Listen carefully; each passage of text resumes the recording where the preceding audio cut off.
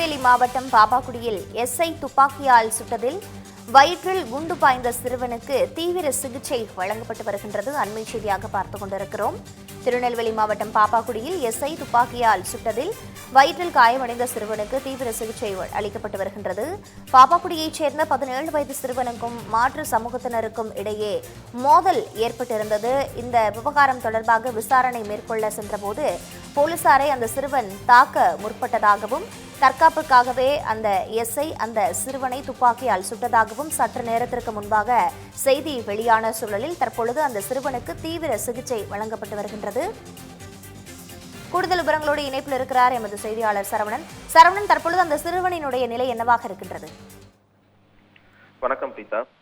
திருநெல்வேலி மாவட்டம் பாப்பாக்குடி பகுதியில் ஏற்பட்ட மோதல் ஒன்றில் தொடர்புடைய சண்முகசுந்தரம் என்பவரை கைது செய்ய முயன்ற போது உதவி ஆய்வாளர் ஒருவரை தாக்கியதால் காவல்துறை நடத்திய துப்பாக்கி சூட்டில் சண்முகசுந்தரம் காயமடைந்திருக்கிறார்.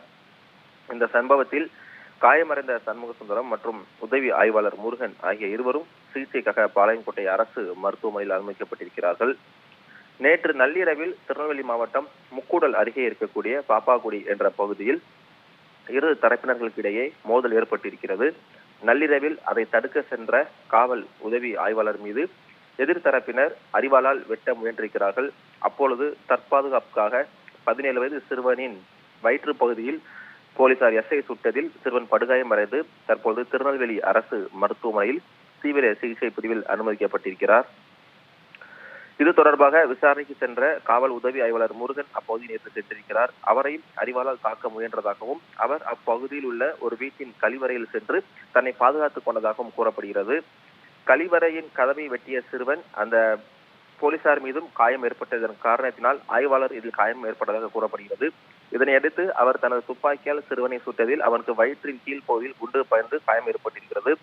தற்போது காயமடைந்திருக்கக்கூடிய சிறுவன் திருநெல்வேலி அரசு மருத்துவக் கல்லூரியில் அனுமதிக்கப்பட்டிருக்கிறார். அதே நேரத்தில் காயமடைந்த போலீசாரும் தற்போது திருநெல்வேலி அரசு மருத்துவமனையில் அனுமதிக்கப்பட்டிருக்கிறார்கள். இருவருக்கும் தற்போது நெல்லை அரசு மருத்துவமனை சார்பாக சிகிச்சையானது அளிக்கப்பட்டு வருகிறது. நேற்று நள்ளிரவில் ஏற்பட்ட இரு தரப்பினருக்கிடையே மோதலானது கைகலப்பாக மாறியிருக்கிறது. சட்டம் ஒழுங்கு பிரச்சனை ஏற்படாதவாறு இருக்கும் வண்ணமாக அங்கு பாதுகாப்பிற்காக சென்ற போலீசார் இருவரையும் பேசி சமாதானம் செய்ய முயற்சிக்கிறார்கள். ஆனால் தற்போதும் அந்த பேச்சுவார்த்தையானது கைகலப்பாக மாறியிருக்கிறது.